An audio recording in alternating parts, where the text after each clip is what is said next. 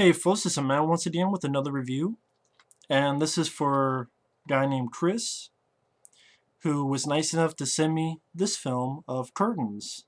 I was going to wait until I reviewed a bunch of slasher films, but I don't know when that will happen because I have a lot of stuff to get to. But so not to keep them waiting, my review of Curtains. Behind every curtain, someone is waiting. Something is watching. The Ultimate Nightmare, Curtains. I will say this is a pretty good DVD.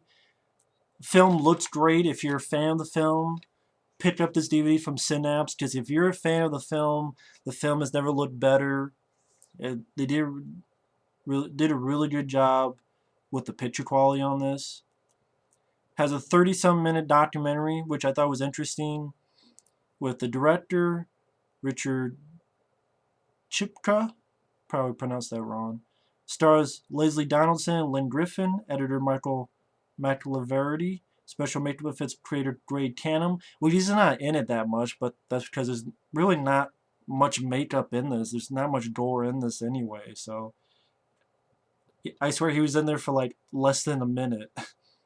And composer Paul Zaza, which the composer was definitely not a fan of this movie. He didn't really want to do it, but he was contractually obligated, because I think he did the score for Prom Night. So, and this was a Canadian movie. Audio commentary track featuring Lesleh Donaldson and Lynne Griffin, and an alternate audio track with vintage interviews with producer Peter Simpson and star Samantha Eggar, which I think she wasn't a fan of this movie either. Sort of an interesting backstory with the making of, where this guy, director Richard Ciupka, he had directed the film, but then the producer, Peter Simpson, as well as the editor, they had looked at the picture and they said that after all the filming, there was supposedly only 45 minutes of worthwhile footage. Now, from what I understand, there was a full-length movie, but I guess the producer thought that the only thing worth a shit was 45 minutes, and that it was too slow, too boring, and the director wanted more of a psychodrama. The director wanted a psychodrama, the producer wanted more of a slasher movie, just films like Prom Night, Terror Train, and so on and so forth. And it kind of got delayed for 2 years and came back for additional photography, reshoots. So who knows, the original version of this you'll probably never see.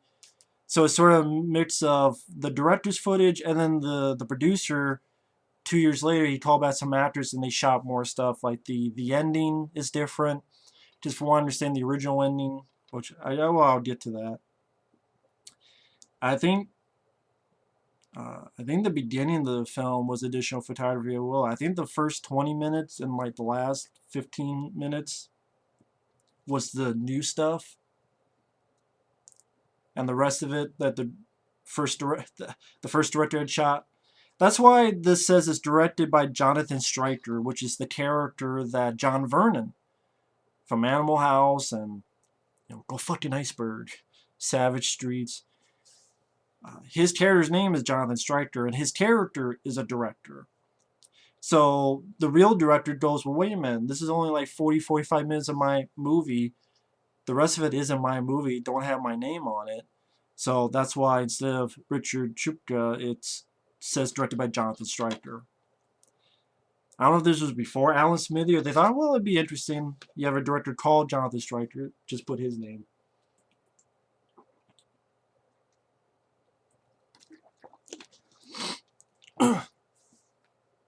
I thought the backstory was pretty interesting. I like hearing that kind of stuff. The film itself, Curtains, this is another film that I think is a bit overrated, in my opinion. I wasn't really the biggest fan of this movie. I didn't hate the film, but I think there's a lot of slasher films, or even if you don't want to call this a slasher film, it's still, when you put a slasher film list, this is put in there. I think there's a lot that are better. I mean, yes, I would put Madman and I would put Maniac over this. And I say that because I know certain people don't like those movies, but I would put Madman and Maniac over this. I put Don't Go in the Woods because it's a bad movie, but that movie's hilarious and entertaining to watch. Then there's a new Blu-ray coming out of Don't Go in the Woods. I wouldn't mind picking that up. And I mentioned that for fans who are. I only mention that because if you're a fan of the movie and you don't know it's coming out on Blu-ray, it is coming out on a Blu-ray DVD combo pack. It's coming out. So I'm letting that know. So if there's fans of it, it's coming out. You can look for it on Amazon. No, I did not mention that so that people will buy me it. I mentioned that because if you're a fan, you'll know it's coming out with features. And I mentioned Don't Go in the Woods because it's a bad movie. It's a horrible movie, but it's a funny, unintentionally funny movie. That was a bit more entertaining. Hell, My Bloody Valentine, the original April Fool's Day, Hell High. Of course, I will put every single Friday the 13th film over this. Um, almost all the, except for the remake and Part 5. I'm talking about the Elm Street films. Probably every Elm Street film except probably Part 5 or the remake, which I don't like. The other Elm Street films I would put above this. I mean, there's a lot of stuff I put above this. Like, if I made a list of slasher films, this would be at the bottom. But I don't think it's absolutely awful. It's just kind of, for me, kind of there, average. There's some stuff I thought was okay. I mean, this is the film where you have the scene with on the ice skating rink, where you have this killer and this had like mask that kind of looks like that. That's coming up and has a sickle coming up against this girl who's an ice skater, come up behind her and stabs her a little bit. She runs off and then she gets killed without the glare. That right there on the far right. That was a decent scene. I mean, the way it starts off is alright. You have these curtains that open. And I don't know if that's where the title curtains came from. Samantha Eggar, she's this older woman who's an actress doing this audition for John Vernon, who's this director who wants to direct this film called Audra about this crazy character. Samantha Eggar really wants the part.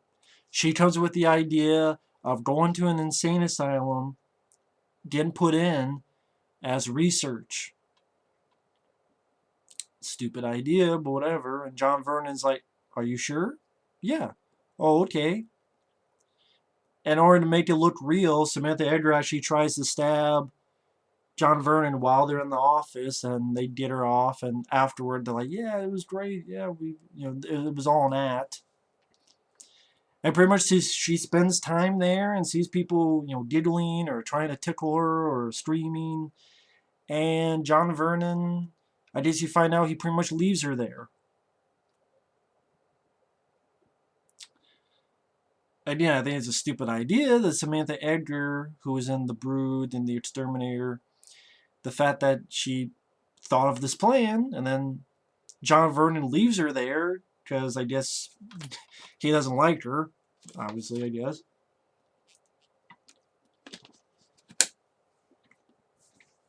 And then you find out later, those of them, I'm assuming this is probably stuff that was shot from later by the producer because I'm like, really? I could be wrong. Maybe it wasn't. But I guess a friend of hers got Samantha Eggar out, and now she still wants the part, and she's going to go up to see John Vernon, who is going to. John Vernon has a casting call of 6 women, and the 6 women, you have like one's a comedian named Patty, who I thought she actually did a good job. Lynne Griffin. I thought she actually did a good job in the film. I thought she was the best role in the film. Lynne Griffin as Patty. She's like a comedian. She's like doing this act with this joke with, I'd do anything to get a part. I'd even screw a guy at a photo mat. You know how photo mat, it's 24 hours.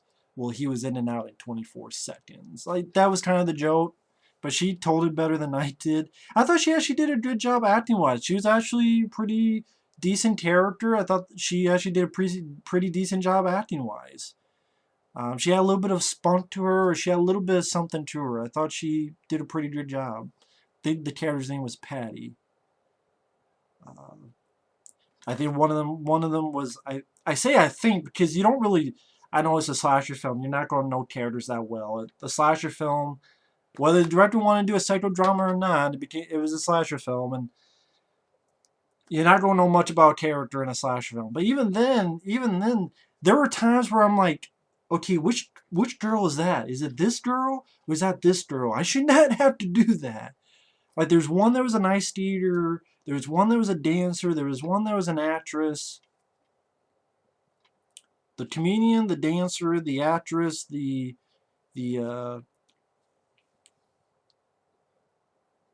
comedian, dancer, actress, ice skater. There was another girl that I didn't know what the fuck she did. And the sixth girl never got there because she just attacked in her apartment, but then you find out it's just her boyfriend in a mask and it's a role play thing.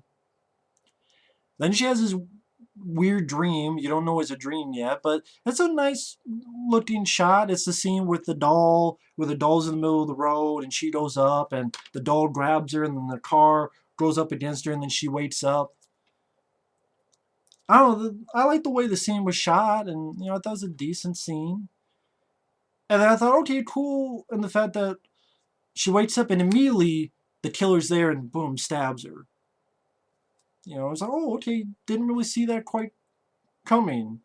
Like, when I saw the film, I didn't know that the stuff, granted, I didn't know how the doll grabbed her, but I sure figured out it was a dream then, but I didn't realize it was a dream. Because I've seen that clip before on YouTube, but I didn't think it was a dream.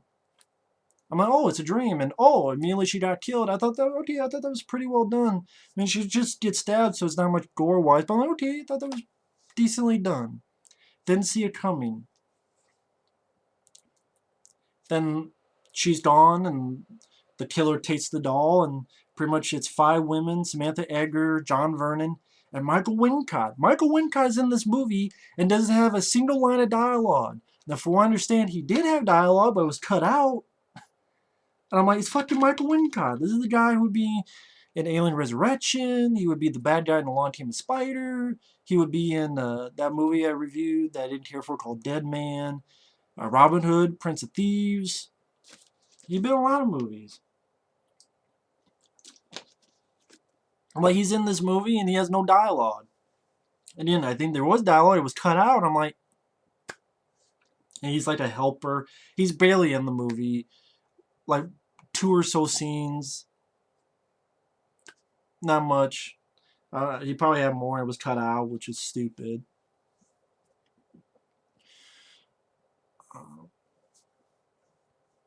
What happened after it?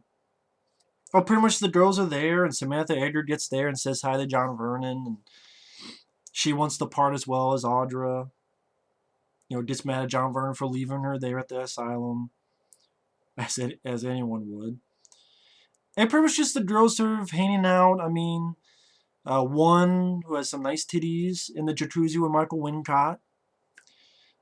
John Vernon is sleeping around with a few of them. Patty, the comedian girl, who I thought she was actually pretty good, Lynne Griffin.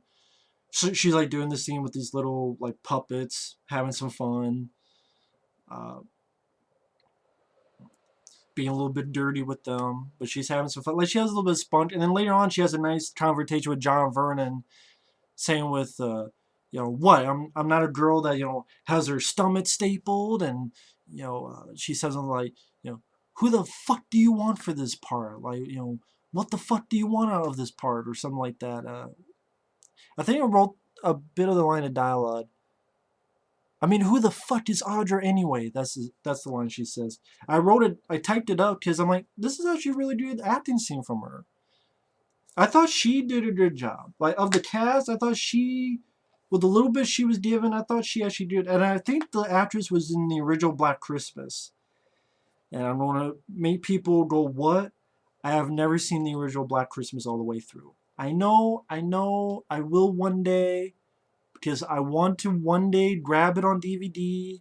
And no, again, that's not me telling people to buy it from me, because some people accuse me of doing that. I'm saying that so I can remember in my head and not forget. Because I say out loud helps me not forget. But I will buy that one day on DVD so I can check it all the way through and maybe review that when I review slasher movies. Do like a slasher month or something. But I think she was in that. But I think the next kill is the ice skater girl, who she finds that doll. That's the last time you see the doll. Surprised the doll didn't keep continuing throughout the film, but again, maybe it did and it was lost in the reshoots. I don't know. But the girl sees it and that's when she gets chased by it, the killer. And then, she gets away only to be killed like that with the sickle. But you don't really see blood. Again, this is not a gory movie. It really isn't. Like, even the stab, you see a little bit at the beginning, and then you don't like see her head cut off or throat slit. You just hear it. The only bits of gore you get is not even gore. You see a head in a toilet because a girl finds a head in a toilet. She tells John Vernon, comes back, it's not there anymore. That's really one of the only bits of blood in there. That's why I was surprised. I guess Great Cannon had come up with the mask, the hag mask, because I think at first in the original script it was supposed to be a natural banshee. So it's supposed to be like a girl with makeup on, but they said no, and they got just this mask.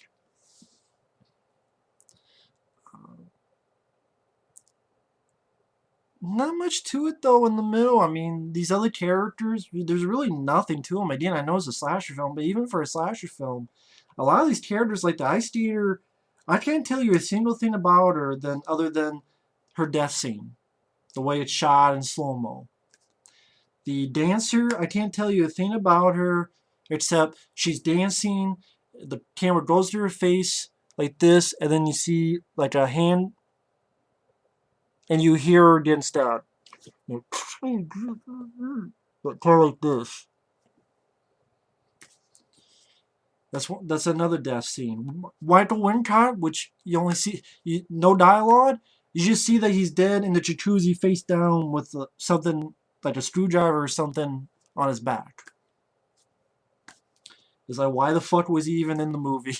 I did, maybe in the original cut, but he had more stuff to do. That girl and that girl. How did the other girls get killed?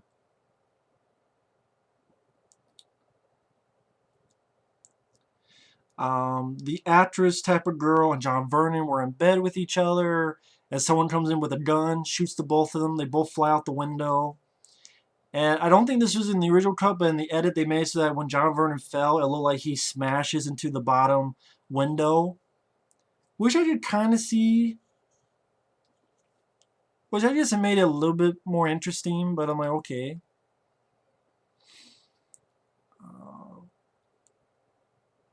And then pretty much one of the last girls runs into this prop house. Extended game of cat and mouse, which really wasn't that interesting or suspenseful or intriguing or anything. See some hanging dummies, because again, it's a prop house where you have props for a film. Hanging dummies, and then finds a hanging body. Hides in a vent, thinks the killer's gone, getting out of the vent, but she gets pulled back into the vent, and you hear that she dies. And really the only people left are Samantha Eggar and Patty, the female comedian. And Samantha Eggar admits that she shot John Vernon and the girl because she's like, you can call the cops if you want, but she wanted revenge for John Vernon leaving her in the asylum. And Patty, the girl that I liked, you find out that she's the killer who killed everyone else. There is no one else. She wanted the part that badly, so she killed. And once she finds out that Samantha Eggar killed the director, she's pissed and she gets a knife and stabs her, Samantha Eggar. And then the next shot, you find out she's in an insane asylum. Apparently, in the original ending, she had all the dead bodies propped up on a stage, which reminds me of a film called Stage Fright, which I actually saw that film. I actually liked that film, Stage Fright. I actually think Stage Fright is pretty good. Because I thought it was more interesting directed. The kills are a hell lot better. It's filmed more interesting. Uh, just has sort of, the director was influenced by Dario Argento. You get that flavor. I think Stage Fright, that's another slasher film that's much better than this. I mean, the only reason I'm not ranting on it, I think it has a couple decent shot scenes. The two thinking the doll in the middle of the road and the kill on the ice skating rink. And I thought the girl that played Patty, the comedian, and she's like trying to do stand up in the asylum, and the curtains come down. This is an absolute must see for slasher completists. I guess because the film has been talked about, but I guess really at the end of the day, I would say I don't get the big deal with this movie. I don't really get the big deal. I mean, it's not for blood and gore. It's not for nudity. You see a little bit of tit in the hot tub, and then you see a little bit in this one scene where John Vernon like wants these two to act out, and think of yourself as a man. This is you see like a little nipple. The kills. Really, the only interesting kill is the ice skating one. I mean, the first one because I didn't see it coming. I guess I could say that too. But other than that, it's like, okay, two people get shot. Okay, they fall out, and John Vernon, when he falls out, but it's there. One just dragged into a vet. I don't know how she died originally. In the original cut, I don't know. But it's there. I don't know. It was short enough, 90 minutes. Uh, Decent photography, like cinematography, which I think director was his normal job. It wasn't suspenseful, wasn't scary, wasn't that interesting. I mean, to be honest, for all rights and purposes, I guess this should be a rant, but I don't know. I didn't hate the film. That's why I can't really say it's a rant. I would say it's average at best. I don't really get the big deal with the film. I can name a number of other slasher films. I mean, I have that I think are better or more entertaining or more. My Bloody Valentine is miles better. April Fool's Day, the original is much better. I mean, because that one has better characters and dialogue and music. And the music in this is all right by Paul Zaza. But this is a hard. I mean, for film people who haven't seen it, it's hard to recommend it. It really is. I mean, but there's a lot of people who do like the film, but I think it's just sort of there. I mean, I think the head mask is kind of goofy looking. I do think the head mask is kind of goofy looking. I even think the mask in Stage Fright is better. That's a fucking owl, where the hell it was, a bird, and that was better looking than this head mask. I don't know, the head mask is a cool cover. I'm glad I have it because I was able to see it. I've heard of the slasher film for a long time, and it's a good picture quality, and I like the making of and the problems behind the film that had. It was, to be honest, more interesting than the movie. But I mean, I don't know why I'm not rating on it. It just didn't make me mad. It was just sort of. I don't think the acting was bad. Just some of the characters, I'm like, who is who? Except Samantha Eggar, I thought was all right. John Vernon, I thought did fine. And I really liked the Lynne Griffin, the girl played. Of course, the girl that I liked is the one who became the killer. I will say I didn't see that coming either. So I did the movie points for that. There's certain things I didn't see coming. I did the movie points for that as well. So it's there. but I'm not going to say I loved it. Not by a long shot. It was there. Average, but I can't really see myself rewatching this many times. But still, thank you, Chris, for sending this to me. It's great for my slasher film collection. It was great to finally check out the film and to check out the features. Thank you so much. Did not see this coming when he sent this to me. Very cool for my slasher film collection. Thank you so much. Thanks for watching. Take care. Who knows, if I ever do a slasher film marathon, I always talk about this again. It's not like I haven't reviewed anything more than once. But maybe I'll do that just, to put it.